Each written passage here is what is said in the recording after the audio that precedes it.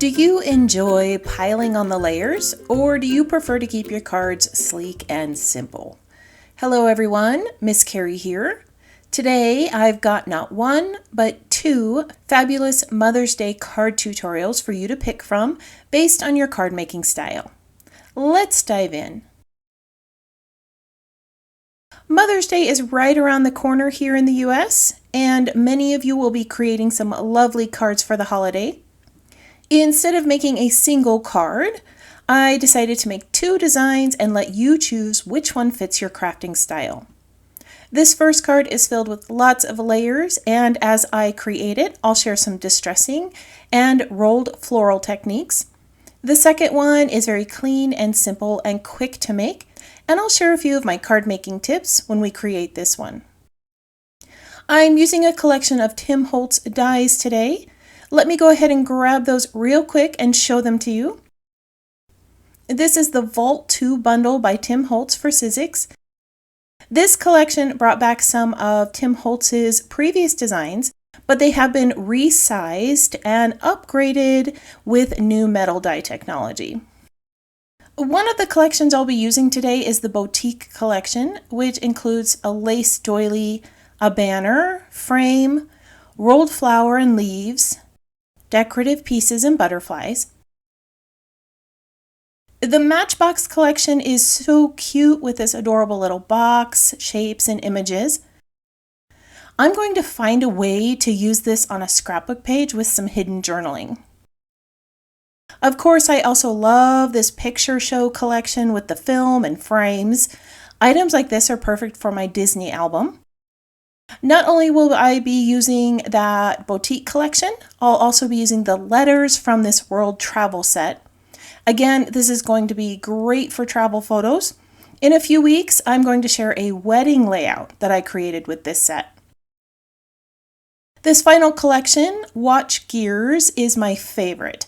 I'm a huge fan of steampunk and vintage pieces, and I can't wait to try the techniques I used on the gears in a recent scrapbook video on the pieces in this die set. I'll be making multiple projects with this collection in the coming weeks, so make sure you take a moment to tap the subscribe button so that you don't miss out on the rest of the projects. I can't wait to share them with you. Alright, let's start by cutting out a few items for the cards. I'm using some pattern papers from the Idea-ology Backdrops collection for these two cards. I'm using a Spellbinders machine with a magic mat. This is a self-healing mat that takes the place of my bottom plate, and as you can see, it gives me an amazingly clean cut. On my desk, I also have two trays. In one, I've placed a magnetic sheet to hold my dies, and I'm going to bring in a second one to clean my die cut in. I'm a messy crafter, so having little organizers like this are very helpful. When I'm working with dies, I am notorious for tossing a die off to the side and losing it. So a while back, I bought myself a magnetic sewing pin holder. I used it for a little while and it worked okay, but there isn't much room for multiple dies. The tray with the magnet holds more dies, and I can stack it with the rest of my trays as I'm working. I'm considering cutting another magnetic sheet for one of the larger trays and use it when I'm working on multiple projects. Now I've chosen a red, blue, and yellow color palette for the first card, so I'm bringing in a variety of patterns from that background collection to cut out all the pieces.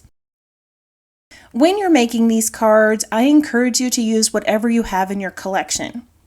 If you would like to know exactly what I used to create the two cards, I have a supply list in the description below for you to view, along with a link to the new die collections I shared today. With the letters from the World Travel set, I'm cutting out the word Mom. Now, I don't show it here, but I also cut out two more Mom phrases from white cardstock. I also cut out another banner using the same pattern paper and a doily from the pink pattern paper that the butterflies were cut from. From the blue pattern, I also cut a larger butterfly, and I cut multiple butterflies from vellum for my two cards. All right, now that everything's been cut out, let's make our first card. This first card will feature multiple layers with distressed elements. I understand that not everyone enjoys making elaborate card designs, so today I'm giving you two options. While creating the first card, I'll demonstrate distressing techniques, provide tips for rolling flowers, and show you how to layer die cuts. If this card is not your cup of tea, feel free to skip ahead to the next design. It has a much simpler layout with distressing and very few layers. The first card is going to have an aged look, so I'm inking all the edges of my pieces. Not only do I have all the die cuts here, I also have a piece of blue pattern paper cut to 5.5 by 4.25, and a piece of floral pattern paper cut a little smaller at 5.25 by 4. These will also have their edges inked. I'm going to start with the rolled flower so that the glue has time to set before I add it to the card. I'm using a pair of tweezers to roll the flower. You can also use a quilling tool if you have that in your collection. I started at the smaller end, rolled up the center a little bit, and now I'm adding a tiny dab of glue to hold that center together. This just helps it keep its shape when all the layers are glued to the base. The tweezers I'm using are reverse tweezers, so that end is staying closed as I roll the flower. These are much easier to use than a regular pair of tweezers, which you have to hold closed as you roll the flower. Once I get to the end here, I'm going to add some glue to that larger circular base and place all the layers over the top. I'm going to hold these in place for a moment and then I'll set this aside to dry. As the glue sets, I'll add the rest of the layers to the card. I'm using a mix of idea-ology die cuts and pattern paper pieces that I cut with the dies. The printed die cuts have a glossy coating, so I'm going to rough those up with a sanding disc. This will not only age them a bit, but it will also give a place for my ink to stick to. I'm going to start with this frame piece that I cut out using the die and lay it on the left side. Then I'll layer the library card over the top. I'm going to bring in a printed leaf die cut that I distressed with the sanding disc and inked. Then I'll add that doily. So there are already a lot of layers here, but it's not too difficult to create. Now this little banner piece is meant to be folded to create a three-dimensional look. There are not score marks to mark where it needs to be folded, so I kind of have to eyeball it and bend it until it fits over the blue frame piece. This takes me a moment to get it just right, but once I have it there, I just stuck it in place with foam tape. That rectangle came from the center of the blue frame that I added at the beginning. I'm layering a set of burgundy letters over white cardstock to create a shadow effect. I debated using black cardstock, but I think the white works much better.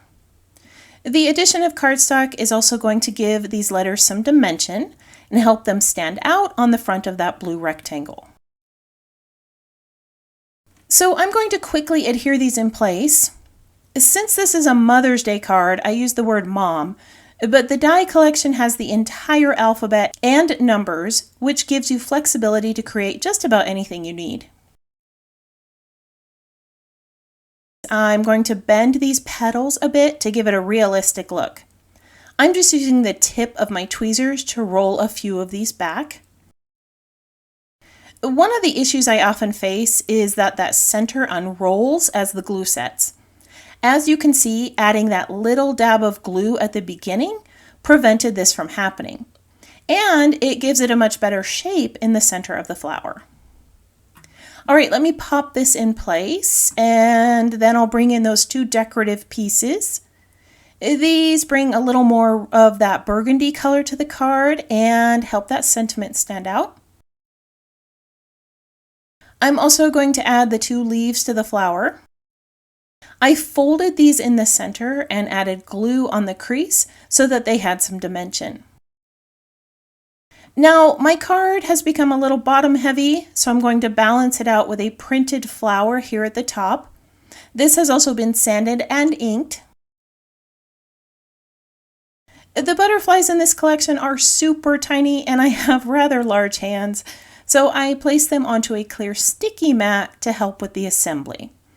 The base layer is a soft pink pattern paper, and I'm layering a piece of vellum that I folded in half over the top. Now I'm only showing 3 butterflies here, but I did this with all 6 of them that I cut out, and I added some little gems in the center. Below the word mom, I grabbed a sentiment sticker that says shine and sparkle, and I'm going to place it right here on the banner. I'll finish this up by adding those little butterflies. Aren't these just too cute? I love how they bring a little bit of softness to this design. All right, so here's the first card. It took a little time to make, but it was definitely worth the effort. For those of you who wish to make a simpler version of a Mother's Day card, I have another project for you. The background for this card has the same 2 pattern paper panels with a strip of pattern paper down the center. I added some stitching with my sewing machine to give it texture, but feel free to skip that. In the middle of the card, I'm going to adhere a pink doily. This does not have any ink or distressing, but you're welcome to add it. Over the top, I'm going to add a printed pink flower, and then I'll bring in another banner. Again, this needs to be folded to create that dimensional look. This took me a few moments to get the shape just right because I didn't want it to be much wider than the doily. I adhered this in place with foam tape, but you could glue it flat or trim it down to create a flatter card for mailing.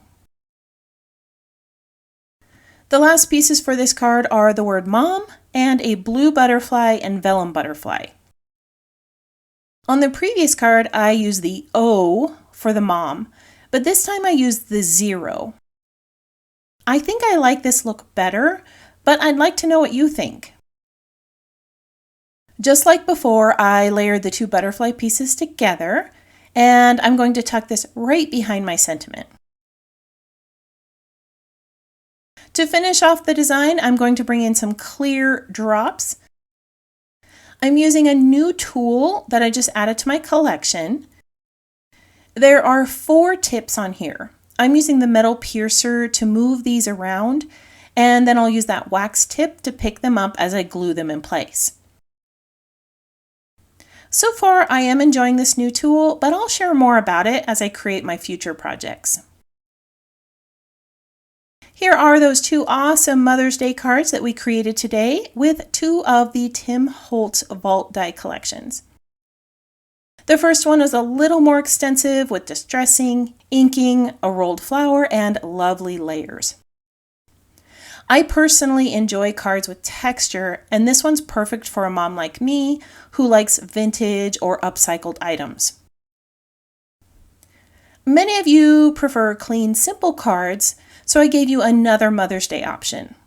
This one has a few pattern paper layers, die cuts, a sentiment, and some clear dots. It went together quickly and the result's absolutely stunning. So which one are you a fan of? This or that? I would love for you to let me know in the comments. These 2 cards were created specifically for the upcoming holiday, but their versatile designs make them suitable for almost any occasion. I hope you enjoyed the helpful tips on distressing and flower rolling, along with the 2 delightful Mother's Day card options using the new dies from Tim Holtz. Stay tuned for more projects featuring these dies in the coming weeks. Don't forget to hit the subscribe button or join my newsletter to receive notifications when I post them on my channel. I want to thank you for joining me today. If you have any questions about these projects or the supplies used, feel free to post those in the comments below. I hope you have a wonderful week, and I can't wait to see what you create.